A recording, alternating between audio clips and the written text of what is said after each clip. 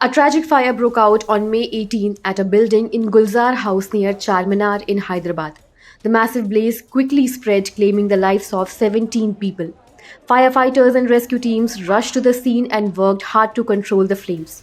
Union Minister J. Kishan Reddy, Telangana State Minister Ponam Prabhakar, and the state's DGP visited the site to assess the situation.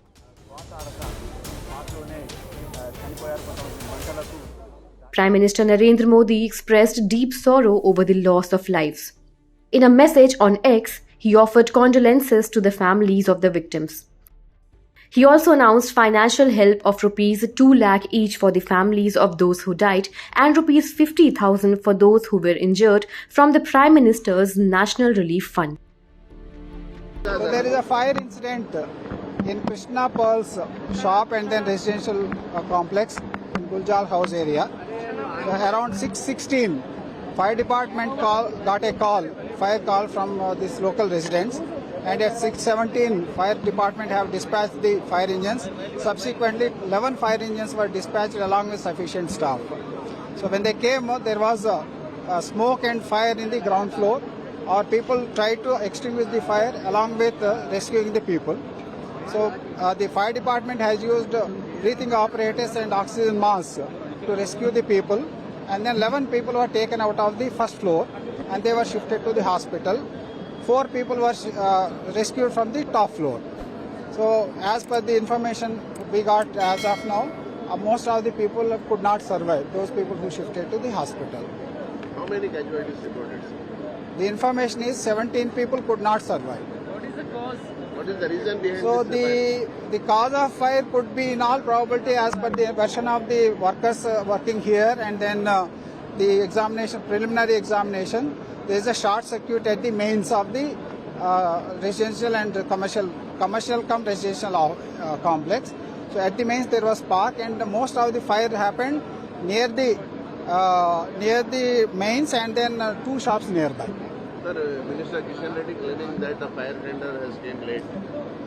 See, there was now I am clarifying, there was a call at 6:16 and 6:17 a fire tender was dispatched. I spoke to the local people also. They said they were here around 6 o'clock. So people called around 6:16. We know we log everything, and then immediately other fire tenders were also dispatched. There was no deficiency from the fire department in fighting the fire or trying to rescue the people. आज चारमीनार के पास जो गुलदरवाज है, गुलदरवाज में आप सब लोगों को मालूम है, इधर पियर्स का बिजनेस ज्यादा होता है।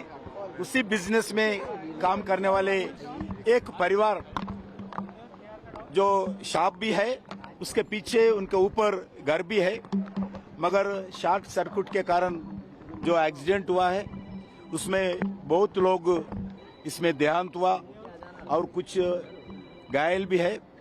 अभी अलग अलग हॉस्पिटल्स में डेड बॉडीज है और लगभग 6 बजे सुबह इंसिडेंट हुआ, ऐसा अधिकारी बता रहे।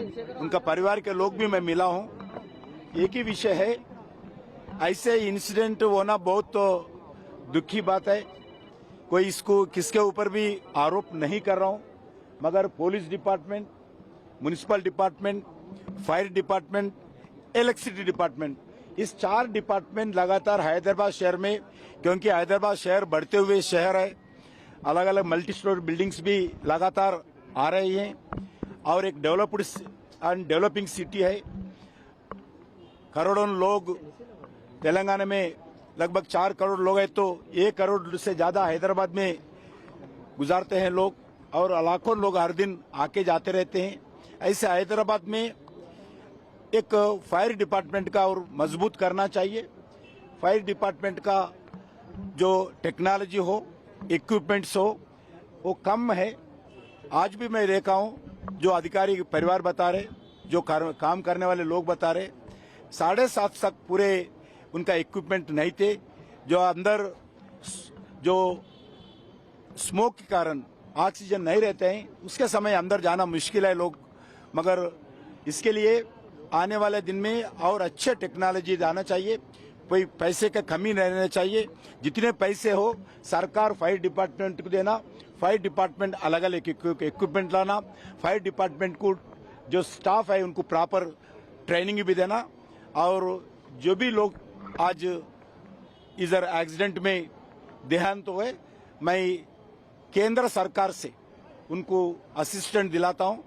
आदरणीय प्रधानमंत्री से बात करके सरकार के तरफ से जरूर उनको फाइनेंशियल असिस्टेंट देने के लिए प्रयास करता हूं। अभी पुलिस डिपार्टमेंट बताना है। अभी हॉस्पिटल में लगभग 17 लोग ऐसा बता रहे एडमिट हुआ, इतने कितने डेथ हो गए उन लोग बताना चाहिए। अगर अपोलो हॉस्पिटल में, यशोदा हॉस्पिटल में है, उस्मानिया में भी है, ऐसे अलग अलग जगह है।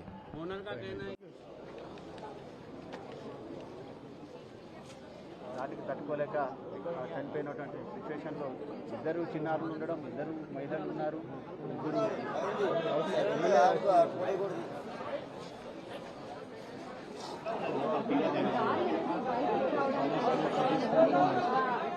एग्जैक्ट 6:10 को इधर आँच लग गया। हम लोग फ्रेंड के साथ जा रहा था, 2 लेडी ठहरा हुआ था।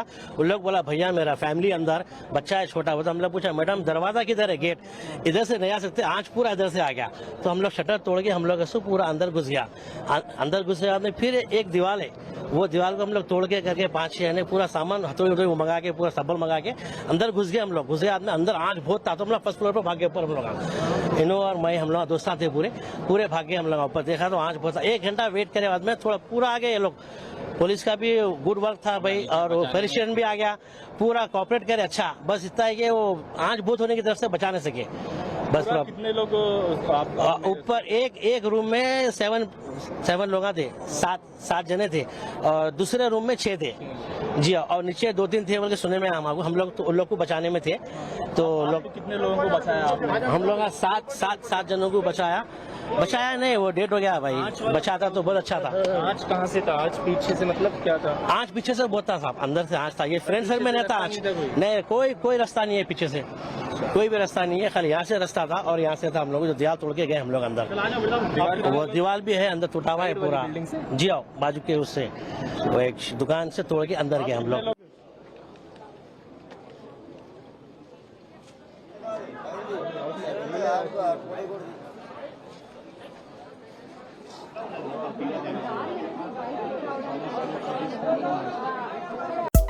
Subscribe to Midday India. Get direct notifications on all our videos by clicking on the bell icon.